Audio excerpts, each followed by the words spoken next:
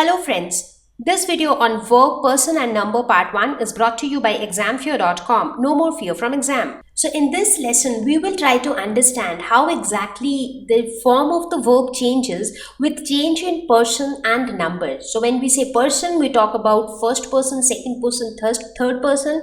And when we say number, we will talk about the singular number and plural number. So let us look at these examples, because once we see these examples, the concept will be crystal clear to all of us. Now let us first talk about the first person. So when we talk about first person, if we look at first person singular number, which is I. So how do we say? I play every day. So just observe the form of the verb. So we use the base form of the action verb play. Cool. Now when we talk about first person plural number, that is we say we play every day. So again, look at the form of the verb. And what do we see? That irrespective of the number, whether it is singular number or plural number, the form of the verb remains the same when we talk about first person. Now let's talk about second person, that is you. Now in case of you, we again use the base form of the verb, that is play. So we say you play every day. Now an interesting thing about you is that whether it is singular number or plural number, it is you. So you do not have a separate plural form for you. So whether it is singular or plural number, we would say you play every day. And now if we talk about third person, there in the singular form, that is he or she, we use the verb plays. Now this is different. So third person singular number, the form of the verb changes. So we actually add s with the base form of the verb, that is play plus s, that is plays. However, in the plural form, it is again the same base form of the verb. So what we realize from all these examples is that third person singular number is the only exception. Other than that, for all the other cases, whether it is first person singular, first person plural, second person or third person plural, in all of these cases, we use the base form of the action verb, whereas in third person singular number, we use the base form plus s or es, depending upon what the base form of the verb is. So that's how we understand this situation. Now let us take one more example. Let us say, if we have to say that he go to school every day. Is this correct? This is not correct. Why? Because here we have used third person singular number. With third person singular number, we should not use the base form of the verb. So along with the base form, we will add s or es. Like here we add es. So it is he goes to school every day. But if I have to say that they go to school every day, then this is correct. If I have to say I go to school every day, that is also correct. We go to school every day, that's correct too. You go to school every day, that is also correct. So you see, the verb form is the base form for all the other cases except third person singular number. Okay, now let us talk about the be verbs. That is, we will talk about these three verbs, is, am, are, and where do we use them? Now when we talk about first person singular number, we use am, that is I am going to the market. So am is always used with first person singular number. What about first person plural number? So in plural number, we always use are. So are is used with first person plural number. What about second person? In second person also we use are. Now in second person, whether we are talking about singular number or plural number, we always use are. So that means are is used with second person irrespective of singular or plural. In third person, if we talk about the singular number, then we use is. That means is used with third person singular number, and again for plural number we use are. So are is used with third person plural number. So in short, you can say that are is used with plural number for all the three persons, and it is also used with the singular number for second person. So that's the summary. Now, these are all the present forms of the verb. Now, if you talk about the past forms, then what are the past forms? Was, were. So, wherever we use are, in the past form, we will use were.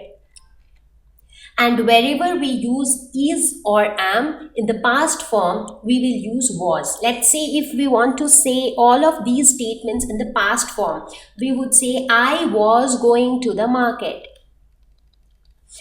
We were going to the market. You were going to the market. He was going to the market. They were going to the market. So that's how we will use these in the past forms. Now let us look at next set of verbs. That is, now we will talk about the has, have verbs. Where do we use has and where do we use have? So if we talk about first person, whether it is singular number or plural number, we use have. So have is used with first person, both singular number and plural number. In second person also we use have. So have is also used with second person, both singular and plural number. But when it comes to third person, the third person singular number is again an exception, because in this case we use has. So has is used with third person singular number, whereas in third person plural number we use have. So you see, these charts are very important, that where do we use has, have, where do we use is, am, are. So they are very important. And if you know them, you will always write or speak grammatically correct sentences. Right? Okay. Now let us try a few exercises. Dash you going to the market, is or are. Now here let us first identify the person and number of the subject. So here you is second person, and it could be a singular number or plural number, but in both the cases, what do we use with you? We use are. So this will be, are you going to the market? Let's look at the next example. The old man dash 5 sons. So here, which is the subject? The old man. So what is the third person? It is obviously third person. Number. So it is just one old man we are talking about. So obviously it is singular number. With third person singular number, we always use has. So we will say the old man has 5 sons. Now understand this in little more detail. Sometimes students think that, okay, here we have 5 sons, which is plural, so therefore it should be have, but that's wrong, because whenever we are trying to identify the number or gender, we are trying to identify that for the subject. That means either for the noun or the pronoun, whichever the subject is. So in this case, the subject is the old man, and old man is just one old man, therefore it is singular number, third person, and so we will use has. Let's look at the next one. Rohit and Sunny dash cricket. So undoubtedly Rohit and Sunny, these are third person, because we are talking about someone else.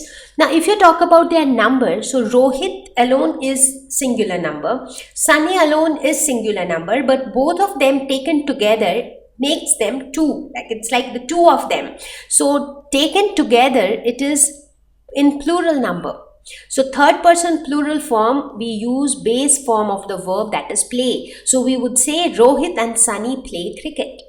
In case we wanted to say something about Rohit alone, then we would have told Rohit plays cricket, because in this case Rohit is third person singular number, because we are just talking about one person, that is Rohit. But in this case we are talking about 2 people, Rohit and Sunny. Let's look at the next one. You dash with your mother yesterday. So in this case it is second person, and with second person in the present tense we always use are, whether it is singular number or plural number. So therefore in the past form we will use were.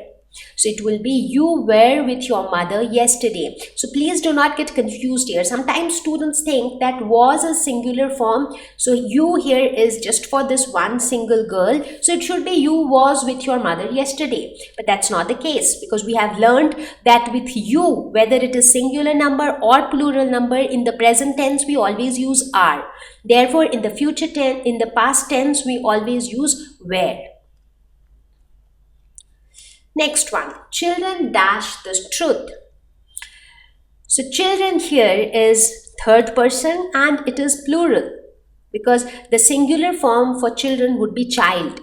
So children, third person plural form, therefore it will use base form of the verb, that is children speak the truth. Now, in case we wanted to tell something like the child speaks the truth, because the child is singular form, so it will use speaks. And now let's look at the last example. 3 idiots dash a good movie. So here 3 idiots refer to the name of a movie. Right? So even though so obviously first of all it is third person, that we are sure. Now whether it is singular number or plural number. Now if you think it in this way, that it is talking about 3 people, then it should be plural. But here 3 idiots is nothing but name of one movie. It is just a name. So we have nothing to do with the meaning of 3 idiots. It is just one name for us, and therefore it is singular number. And we know that with third person singular number, we use is. 3 idiots is a good movie. So with this, we have reached towards the end of this lesson on verb, person and number. So in this lesson, you get to know how exactly you use these verbs like is, am, are, was, were, has, have with different persons and different numbers. So I would request you to practice more and try to use them correctly while you speak English as well. That would help you. If you like this video, do not forget to share it so that other students can also watch this video and get benefited out of it. So see you all very soon with a new topic, with a new lesson. Thank you. Please visit ExamFear.com for free quality education. You can learn with a simple 4-step learning process wherein you can watch video lessons, you can ask your questions, you can refer notes, and you can take a free online test. We have content for class 6 to 12 on physics, chemistry, mathematics, and biology along with practical videos. So please subscribe to our channel for daily updates. Thank you.